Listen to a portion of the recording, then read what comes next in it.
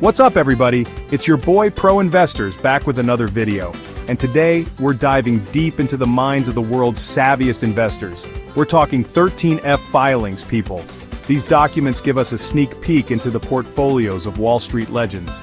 We're talking about the investment strategies of billionaires like Warren Buffett and Michael Burry. These guys don't just throw darts at a board, they make calculated moves, and we're gonna unpack it all. By the end of this video, you'll know exactly what the smart money is buying, what they're selling, and most importantly, why. So, if you're ready to level up your investing game, you better keep watching. Alright, let's kick things off with the big guy himself, Michael Burry. You know him, you love him, he's the guy who predicted the 2008 housing crisis. Now, Barry's been bullish on Chinese tech for a while now, scooping up shares of companies like Alibaba, JD.com, and Baidu. But get this, in the latest quarter, he made a really interesting move. Burry actually trimmed his positions in Alibaba and JD.com. I know, sounds crazy, right? But hold on, there's a method to his madness. See, both of these stocks have been on fire lately, so it seems like he's just taking some profits off the table. But here's where it gets really interesting. Barry initiated a brand new position in Pinduoduo. Now, if you haven't heard of Pinduoduo, it's basically like the love child of Groupon and Amazon. They offer these crazy discounts if you can round up your friends to buy stuff with you. So, what does this tell us about Burry's strategy?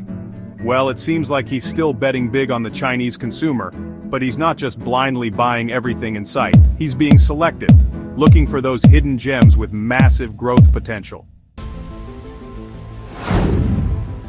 Next up, let's talk about the Oracle of Omaha himself, Mr. Warren Buffett. Now, Buffett's Berkshire Hathaway made some serious waves this quarter when they decided to sell off a chunk of their S&P 500 index funds. I'm talking about the Vanguard S&P 500 ETF and the Spider S&P 500 ETF, the bread and butter of many investors' portfolios.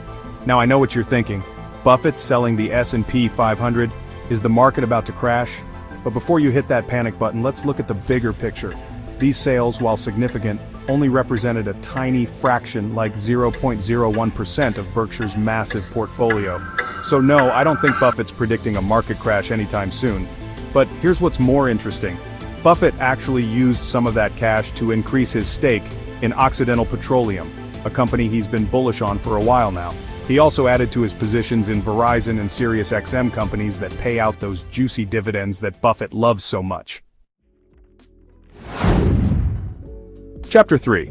Now, let's shift gears and talk about a guy who doesn't get as much attention as Buffett or Burry, but is equally as brilliant. I'm talking about Howard Marks, the founder of Oaktree Capital Management. Now, Marks is a value investing legend. He made his fortune buying up distressed assets when everyone else was running for the hills. And in the latest quarter, Oaktree made some pretty significant moves. The firm's overall portfolio size actually shrunk, which tells us that Marks is finding it harder to find those screaming deals in this market. But here's the key takeaway. Oaktree completely exited its position in Alibaba and significantly reduced its stake in JD.com. This echoes what we saw with Michael Burry, suggesting that even the biggest bulls on Chinese tech are starting to take some profits off the table. But don't get it twisted. Marks is still bullish on China. He's holding on to other Chinese companies like Pinduoduo, Yum China, and NetEase. So it seems like he's still a long-term believer in the Chinese economy, but he's not afraid to make adjustments along the way. Chapter 4. Now, one of the biggest takeaways from this quarter's 13F filings is that many of the world's smartest investors are pumping the brakes. They're not making these massive bets. Instead, they're sitting on record piles of cash. I mean, even Warren Buffett is sitting on over $334 billion in cash at Berkshire Hathaway. That's more money than most countries have. And it's not just Buffett. We're seeing this trend across the board, with hedge funds and institutional investors alike hoarding cash. So what's going on here? Why are these guys sitting on the sidelines instead of putting that money to work?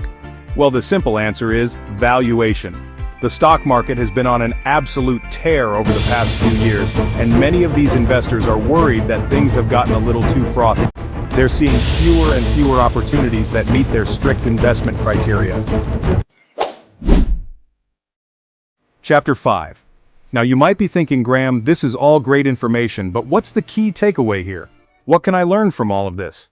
Well, if there's one big lesson to be learned from these 13F filings, it's this. Patience is key. Look, the smartest investors in the world, the guys who have made billions, they're not afraid to sit on the sidelines and wait for the perfect pitch. They'd rather miss out on a few good deals than jump into something that's overpriced. They know that in investing, like in life, timing is everything. So, the next time you're feeling the pressure to buy something, anything, just because the market's going up, remember what Buffett, Burry, and Marx are doing. They're being patient, they're being disciplined, and they're waiting for the right opportunities to come along. Alright guys, that's it for today's video. Hopefully you learned a thing or two about what the smart money is doing with their money. Remember, investing isn't about getting rich quick. It's about making smart, informed decisions and staying disciplined over the long term. And if you want to stay up to date on all things investing, make sure you hit that subscribe button and ring the notification bell so you never miss a beat. Until next time, keep crushing it out there.